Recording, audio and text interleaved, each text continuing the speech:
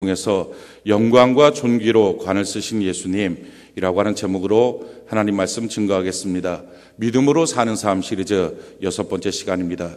오늘 히브리서 2장 5절로 9절 말씀의 가장 핵심적인 요절은 9절 말씀입니다. 우리 9절 말씀 같이 보기를 원합니다. 우리 9절 말씀 같이 한 목소리로 합독을 합시다. 히브리서 2장 9절 같이 한 목소리로 합독을 합시다. 시작. 오직 우리가 천사들보다 잠시 동안 못하게 하심을 입은 자 곧 죽음의 고난 받으심으로 말미암아 영광과 존귀로 관을 쓰신 예수를 보니 이를 행하심은 하나님의 은혜로 말미암아 모든 사람을 위하여 죽음을 맛보려 하심이라. 오늘 이 본문에 보면 예수님을 영광과 존귀의 면류관을 쓰신 분 이렇게 설명을 하고, 그 영광과 존귀의 면류관은 죽음의 고난을 통과하심으로 그 면류관을 쓰게 되었다. 오늘 성경이 이와 같이 말씀합니다.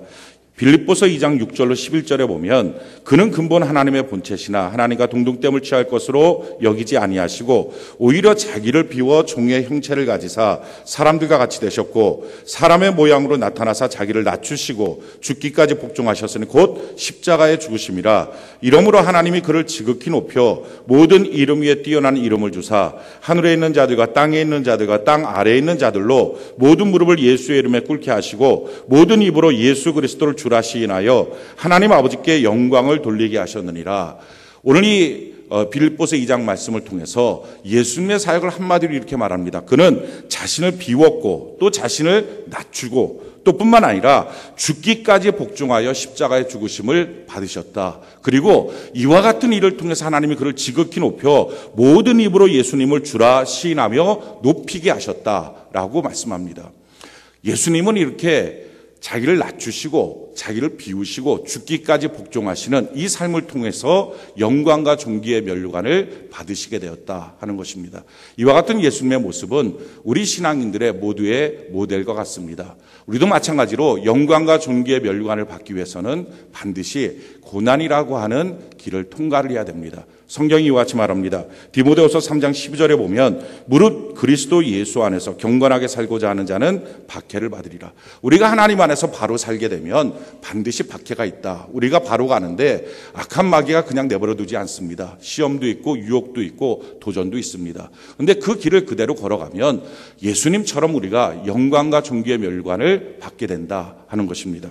로마서 8장 17절로 18절에 보면 자녀이면 또한 상속자 곧 하나님의 상속자요 그리스도와 함께한 상속자니 우리가 그와 함께 영광을 받기 위하여 고난도 함께 받아야 할 것이니라. 생각하건대 현재의 고난은 장차 우리에게 나타날 영광과 비교할 수 없도다. 우리가 영광을 받기 위하여 고난도 받아야 되는데, 그런데 이 고난은 후에 나타날 영광에 비교하면 아무것도 아니다. 지금 우리가 잠깐의 고난을 받고 있으나 그 뒤에 이 고난을 통과하고 나면 하나님이 주시는 영광과 존귀의 면류관을 받게 되면 참으로 놀라운 역사들이 나타난다라고 말씀합니다. 그러면서 한 가지를 더 이렇게 말씀합니다.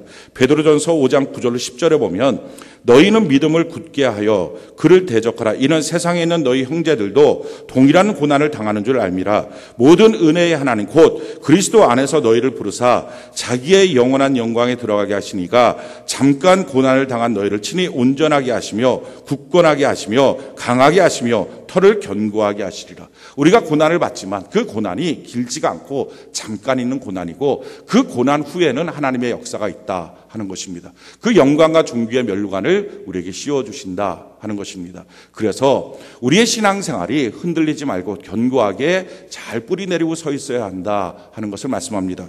고린도전서 15장 58절에 보면 그러므로 내 사랑하는 형제들아 견실하며 흔들리지 말고 항상 주의 일에 더욱 힘쓰는 자들이 되라. 이는 너희 수고가 주 안에서 헛되지 않은 줄 알미라. 우리가 믿음을 갖고 바르게 하나님의 말씀을 순종하며 걸어가는 그 길이 헛된 길이 아니라 고난이 몰려와도 그 고난은 잠깐이고 그것을 통과하고 나면 영광과 존귀의 면류관을 우리 주님이 우리에게 씌워주셔서 참으로 주님 안에 복된 인생을 살게 된다 하는 것입니다.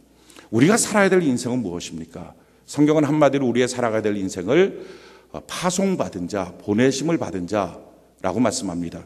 요한복음 17장 18절에 아버지께서 나를 세상에 보내신 것과 같이 나도 그들을 세상에 보내었고, 그러니까 우리 예수님은 보냈다 하는 것입니다. 보내심을 받은 자, 이것이 바로 저와 여러분들의 삶의 모습입니다. 이 보내심을 받은 자, 파송받은 자라는 말은 우리가 쉽게 이해하게 말하면 선교사의 삶이다라는 것입니다.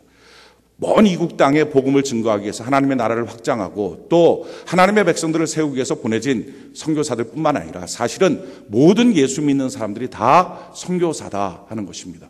우리가 우리 가정을 이루어갈 때 이 가정은 사실은 그냥 우연히 막연하게 세워진 게 아니라 하나님이 우리를 그곳에 보내주신 거라는 겁니다. 그래서 우리는 가정 선교사입니다. 또 우리가 직장을 갔습니다. 그 직장 우연히 막연하게 그 직장에 있는 게 아니라 하나님이 보내주신 거라는 겁니다. 하나님의 나라를 확장하고 하나님의 사람들을 세우기 위해서 보내주신 거라는 겁니다. 그래서 우리가 직장 선교사입니다. 우리가 사업을 하는 것도 그냥 이 사업을 하는 것, 그래서 돈 벌기 위해서 사업하는 게 아니라 사실은 하나님이 그 사업장에 우리를 보내주신 거라는 겁니다. 그래서 그 사업장을 통해서 하나님의 나라를 확장하고 하나님의 사람들을 세우는 것, 그래서 우리가 사업장의 선교사입니다. 우리가 학교에 다니는 학생이라면 그 학교에 있는 하나님의 나라를 세우고 또 그 학교에서 하나님의 백성들을 세워가는 일들을 하기 위해서 학교 선교사로 우리를 보내주신 것입니다. 이 지역에 사는 것, 우연히 이 지역에 이사와서 사는 게 아니라 하나님이 보내주신 거예요. 하나님의 나라를 확장하고 하나님의 사람들을 세우도록 하기 위해서 지역 선교사로 보내주셨습니다. 교회 안에서도 마찬가지입니다. 셀 리더들이 있습니다. 그냥 셀 리더 임명된 게 아니라 자기에게 맡겨진 셀원들에게 하나님의 나라를 확장하고 하나님의 사람들로 세워가는 일들을 하기 위해서 하나님께서 셀 선교사로 세워주신 것입니다. 우리 교사 선생님들도 마찬가지예요. 우리의 믿음의 다음 세대들 그냥 교사로 봉사하고 있다, 그게 아니라 우리 믿음의 다음 세대들을 하나님의 나라를 확장하고 하나님의 사람들을 세워가는 일을 위해서 교육 선교사로 파송시켜 주신 것, 하나님이 보내주신 거라는 거예요. 우리가 살면서 어쩌면 우리의 가정들이 우연히 이루어졌다. 또 어떻게 보면 내가 원하지 않는 가정을 이루었다. 내가 원하지 않는 직장에, 사업장에 내가 놓여있다. 이와 같은 생각들을 하실 수 있습니다. 근데 사실은 그것은 겉으로 보이는 면이고 그 이면을 보면 모두가 어떤 상황이든지 하나님이 보내주신 것입니다. 성경에 보면 요셉이라고 하는 인물이 있습니다. 이 요셉이 참 놀라운 하나님의 은혜를 깨닫습니다. 그 요셉은요, 형들이 그를 팔았어요. 미워해서 이스마엘 장사꾼들에게 노예로 팔았습니다. 어떻게 보면 자기 인생이 팔린 인생입니다. 그럼에도 불구하고 깨닫습니다. 나는 팔려진 게 아니라, 겉으로 보면 팔려진 인생이지만 그게 아니라 하나님이 나를 파송하고 보내신 선교사의 삶이다 라는 것을 깨닫습니다. 창세기 45장 5절에 보면 당신들이 나를 이곳에 팔았다고 해서 근심하지 마소서, 한탄하지 마소서, 하나님이 생명을 구원하시려고 나를 당신들보다 먼저 보내셨습니다. 내가 팔린 인생이 아니라 겉의 모습은 그런 모습이에요. 그런데 그 이면은 하나님이 보내주신 사람이다 하는 것입니다. 여러분들의 삶이 마찬가지입니다. 어떻게 보면 팔려진 인생처럼 우연히 거기까지 밀려든 인생처럼 보여질 수 있습니다. 그런데 그건 겉모습이고요. 사실은 그 이면에 보면 다 하나님의 계획과 뜻이 있어서 하나님의 나라를 확장하라고, 하나님의 사람들을 세우라고 보내주신 하나님의 선교사요, 보내주신 하나님의 파송된 일꾼이다 하는 것입니다. 이 요셉의 모습을 보면 이 요셉을 이렇게 설명을 합니다. 창세기 39장 1절로 5절에 보면 요셉이 이끌려 애굽에 내려가매 바로의 신하 친위대장 애굽 사람 보디발이 그를 그리로 데려간 이스마엘 사람들의 손에서 요셉을 사니라. 지금 상황은 어떤 상황입니까? 지금 이스마엘 손에서 보디발이 요셉을 사는 상황입니다. 이게 겉모습입니다. 사실은 이 겉모습 이면에 어떤 일들이 있습니까? 2절부터 보면 이런 말씀이 있어요. 여호와께서 요셉과 함께 하심으로 그가 형통한 자가 되어 그의 주인 애굽 사람의 집에 있으니, 사실은 팔려진 인생처럼 보여지지만 그 이면에는 하나님이 그와 함께 하신 겁니다. 하나님이 거기까지 동행하신 거예요. 하나님의 목적으로 거기까지 인도하여 주신 거예요. 할렐루야. 그래서 하나님이 그에게 형통함으로 동행하고 계셨다라는 것입니다. 저와 여러분들의 인생도 마찬가지입니다. 팔려진 인생이 아니고요, 어쩌다 우연히 그곳에 서 있는 인생이 아니라, 어쩌다 그 사람과 만나서 결혼한 삶이 아니라, 그 직장에 우연히 들어간 인생이 아니라, 겉의 모습은 그것처럼 보일 수 있어도요, 우리의 실수와 같이 보일 수 있어도, 우리가 원하지 않는 선택을 한 것처럼 보여질 수 있어도 사실은요, 그 이면의 모든 것은 하나님이 동행하시고, 할렐루야, 하나님이 여러분들 형통케 하기 위하여 이끌어주시는 하나님의 분명한 사명이 있는 보냄받은 선교사라는 사실을 잊지 않으시기 바랍니다. 그래서 그 다음 절에 이렇게 말씀합니다. 그의 주인이 여호와께서 그와 함께 하심을 보며 또 여호와께서 그의 범사에 형통하게 하심을 보았더라. 요셉이 그의 주인에게 은혜를 입어 섬김에 그가 요셉을 가정 총무로 삼고 자기의 소유를 다 그의 손에 위탁하니 그가 요셉에게 자기의 집과 그 모든 소유물을 주관하게 한 때부터 여호와께서 요셉을 위하여 그 애굽 사람의 집에 복을 내리심으로 여호와의 복이 그의 집과 밭에 있는 모든 소유에 미친지라. 그 요셉 때문에 하나님이 그 보디발의 집에 복을 주십니다. 여러분 때문에 여러분들의 가정을 하나님 복 주시고, 할렐루야. 여러분 때문에 여러분들의 직장을 복 주시고, 여러분들 때문에 여러분들의 사업장을 복 주시고, 여러분 때문에 이 지역을 하나님 복 주신 줄 믿습니다. 왜요? 여러분들을 통하여 이루실 하나님의 사명이 있어요.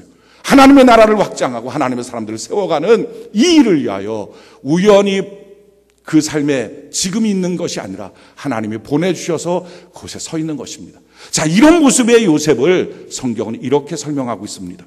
시편 105편 17절로 19절에 그가 한 사람을 앞서 보내셨으며 요셉이 종으로 팔려두다. 자, 하나님이 보내주신 사람인데요, 하나님의 특별한 사명이 있어서 복의 통로로 그 지역에, 그 가정에 보내주신 사람인데 겉모습은 어떤 모습이라고요? 종의 모습이었다는 거예요. 우리가 이럴 수 있어요. 분명한 하나님의 사명이 있어서 하나님의 나라를 세우고 하나님의 일꾼들을 세우기 위해서 보내주신 그 땅이지만 우리의 겉모습은 종 같은 모습일 수 있어요.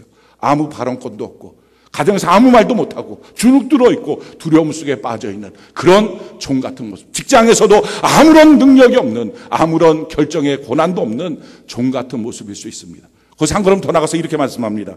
18절에 보니까 그의 발은 착고를 차고 그의 몸은 쇠사슬에 매였으니. 모습은 어떻다고요? 그의 몸은 착고를 차고 쇠사슬에 매여 있는 거예요. 어쩌면 돈이 없어서 하고 싶은 걸 마음대로 못하는 쇠사슬에 묶여 있을 수 있어요. 어쩌면 지혜가 없어서, 어쩌면 능력이 없어서, 어쩌면 체력이 안 돼서, 어떻게 보면 병에 걸려서, 어떻게 보면 관계가 무너져서, 어떻게 보면 자기의 학력이 모자라서 이렇게 묶여있는 쇠사슬에 묶여있는 모습처럼 나의 이런 불쌍한 모습으로, 나의 이렇게 부족한 모습으로 어떻게 하나님의 나라를 세우고 하나님의 사람들을 세웁니까? 의문을 가질 만큼 묶여있는 모습일 수 있습니다. 요셉이 그랬다고요. 요셉이 종으로 팔렸고요. 요셉이 발은 착고에 몸은 쇠사슬에 매여 있었어요. 근데 그 다음 절에 이 상황을 이렇게 설명합니다. 곧 여호와의 말씀이 응할 때까지라 그의 말씀이 그를 단련하였도다. 할렐루야. 하나님이 그 과정이 뭐라고요? 단련하시는 과정이. 무엇으로? 말씀으로 단련하시는 과정이고요. 하나님의 말씀이 응하여지는 그날에 영광과 존귀의 면류관을 쓰게 될 줄로 믿습니다. 그렇기 때문에 우리가 가정에서 어떻게 살아야 합니까? 우리가 직장에서, 우리가 이 지역에서, 사업장에서 어떻게 살아야 합니까? 성경이 이렇게 말합니다. 고린도후서 2장 15절로 17절에 우리는 구원받은 자들에게나 망하는 자들에게나 하나님 앞에서 그리스도의 향기니 이 사람에게는 사망으로부터 사망에 이르는 냄새요 저 사람에게는 생명으로부터 생명에 이르는 냄새라. 누가 이 일을 감당하리요? 우리는 수많은 사람들처럼 하나님의 말씀을 혼잡하게 하지 아니하고 곧 순전함으로 하나님께 받은 것 같이 하나님 앞에서와 그리스도 안에서 말하노라. 하나님의 말씀을 혼잡하게 하지 않고 하나님의 말씀과 내 행복을 뒤섞어 놓지 않고 하나님의 말씀과 내 욕심을 뒤섞어 놓지 않고 하나님의 말씀과 내 꿈을 뒤섞어 놓지 않고 하나님의 말씀과 내 게으름을 뒤섞어 놓지 않고 하나님의 말씀 그대로 가정 안에서 그 말씀이 이루어지도록 그 말씀이 그대로 적용되도록 살아가는 모습. 직장 안에서도 사업장 안에서도 지역 안에서도 이렇게 사는 모습. 왜요? 우리가 선교사의 삶이니까. 우리가 변질되어 버리고 나면 우리의 가정과 우리의 지역은요 하나님의 빛을 볼 수가 없으니까요. 그런 우리에게 이런 하나님의 위로의 말씀이 있습니다.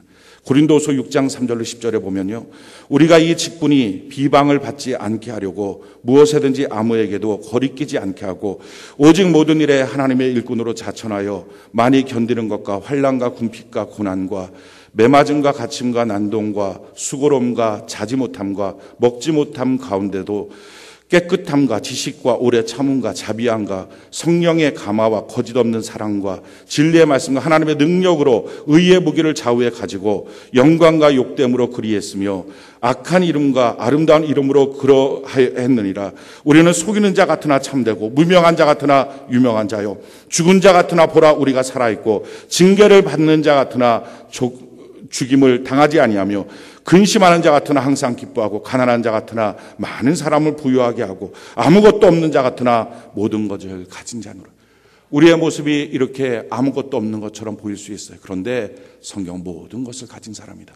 이 고난의 때 예수님도 그 고난을 통과함으로 영광과 존귀의 면류관을 받으신 것처럼 우리도 이와 같은 십자가의 길을 걸어갈 때 마침내 그곳에서 하나님의 영광과 존귀의 면류관을 우리가 받게 된다는 것입니다. 성경이 이와 같이 말합니다.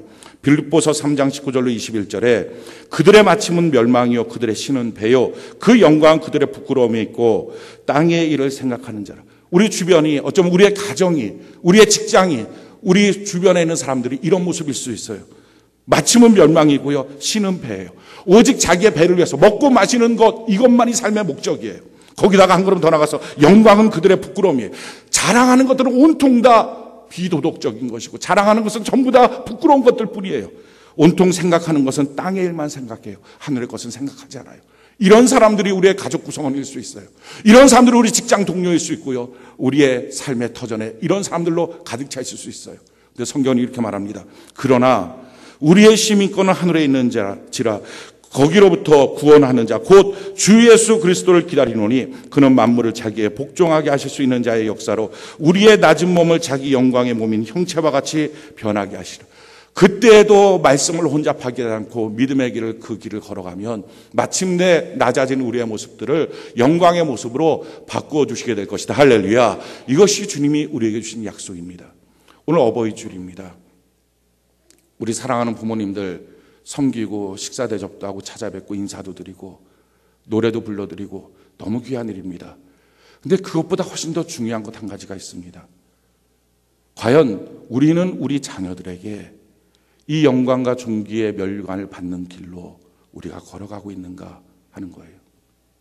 과연 나는 내 자녀들에게 우리 가정 안에서 우리가 가정 선교사거든요. 하나님의 나라를 확장하고 우리 자녀들을 하나님의 사람들로 세워가고 있는가 하는 거예요. 우리 예수 믿는 사람들은요, 가정이 안식처가 아닙니다. 가정은요, 사역지예요. 그냥 가정 안에서 자기가 밖에서 받은 스트레스 풀어버리고 쉽게 쉬고 내 마음대로 그냥 편하게 있는 모습, 사실은요, 그 가정 안에서 자기의 배우자가 보고요, 자기의 자녀들이 보고 있어요. 우리는 그 가정 안에서 그냥 이 가정만큼은 아무렇게나 해도 돼. 그게 아니라 가정이 우리의 사역지라고요. 아마 여러분들이 생각할 때 그럼 우리는 언제 쉽니까? 사실은요, 육신의 때 아무리 길어도 100년 넘지 않습니다. 영원한 천국에서 주님과 더불어 영원한 안식이 있어요. 거기서 한 걸음 더 나가서요, 사실은 우리 자녀들과 더불어 있을 수 있는 시간 아무리 길어도 30년 40년 되지 않습니다. 그 시간 동안만 있는 거예요. 그 시간 동안에 과연 나는 하나님의 나라를 확장하고 우리 귀한 자녀들을 하나님의 사람들로 세워가는 일에 가정 선교사의 사역을 감당하고 있는가 하는 거예요. 고난이 있을 수 있어요. 역경이 있을 수 있어요. 시험과 환난이 있을 수 있습니다. 그러나 그 길을 그대로 걸어가면 주님 안에서 놀라운 영광과 존귀의 면류관을 주님이 우리에게 씌워주시게 될 줄로 믿습니다. 그것이 씌워지고 나면 우리의 자녀들이 우리를 보고 나는 우리 엄마 때문에, 나는 우리 아빠 때문에 예수님 알게 됐어요. 나는 어머니의 기도 때문에 인생이 바뀌어졌어요. 나는 아버지의 가르침 때문에 인생이 바뀌어졌어요. 내 가장 존경하는 사람, 내 신앙의 멘토, 내 부모님이에요. 그렇게 존중받고 귀함을 받고 영광을 받는 삶으로 걸어간다는 것입니다. 이것이 희생 없이, 고난 없이 어떻게 신앙의 명문가문, 축복의 명문가문을 이룰 수 있겠습니까? 그래서 가장 중요한 것은요, 과연 이 어버이 주일날에 우리 부모님께 섬기는 건 너무 중요하지만 과연 나는 내 자녀가 나를 어떻게 보는 부모일까? 나는 가정사역을, 가정선교사의 역할을 과연 잘 수행하고 있는가? 부부가 같이 예수 믿는 한 가정이고 한 교회를 섬기고 있다면 너무나 복된 것입니다. 이건 하나님의 특혜예요. 부부가 같이 기도하면서 자기 자녀들을 잘 이끌고 있다면 너무 귀한 일이에요. 더 멋진 신앙의 모습으로 성장시켜야 됩니다. 그런데 많은 가정들이 혼자 믿는 분들이 있어요. 그것이 남편이 됐던 아내가 됐던 혼자 믿는 거예요. 아무도 믿지 않아요. 그 믿지 않는 가운데서 자기 신앙까지도 도전받으면서 자기 자녀들 믿음으로 이끌어 가시는 분들이 있어요. 어렵고 힘들 수 있습니다. 그런데 그 어렵고 힘든 고난이요, 여러분들의 잘못이 아니에요. 성경은 말해요. 그 어렵고 힘든 것, 바른 길로 걸어가면 마땅히 겪게 되는 십자가의 길이라는 거예요. 그렇기 때문에 주저하지 말고 오늘 하나님의 말씀으로 격려를 받고 그 믿음의 길을 계속 걸어가시기 바랍니다. 마침내 자기 가정 전체가 예수 믿고 자기 가정 전체가 하나님을 예배하는 가정으로 세워지도록 그 믿음의 길, 가정 선교사의 길을 걸어가는 은혜가 있기를 바랍니다. 뿐만 아니라 자기의 믿음에 혹시 요동쳤다면, 흔들렸다면 다시 그 믿음 부여잡고 이 믿음의 길 걸어가면요, 고난이 긴 것처럼 보여져도 그렇지 않아요. 그 고난 끝에 하나님의 영광과 존귀의 면류관을 씌워주시는 주님의 은혜가 있게 될 줄로 믿습니다. 그래서요, 우리의 각 가정들이 다 예배드리고 우리의 각 가정들이 하나님의 말씀 앞에 다 순종하고 우리의 자녀들이 하나님의 사람들로 세워지는 그날을 위하여 오늘도 한 걸음 한 걸음 걸어가길 바라고요. 그 외에 우리에게 맡겨주신 사역지들이 있잖아요. 직장으로 또 사업장으로 교회 안에서 지역 안에서 그 선교사의 역할, 믿음의 본을 보이며 잘 걸어가는 은혜가 있기를 예수님 이름으로 축원합니다. 쉽지 않습니다. 고난이 있습니다. 그러나 고난은요, 고난으로 끝나지 않아요. 장차올 영광에 비교하면 좋게 비교할 수도 없다고 말씀합니다. 우리가 그 믿음의 길을 기쁨으로 걸어가는 은혜가 있기를 예수님 이름으로 축원합니다.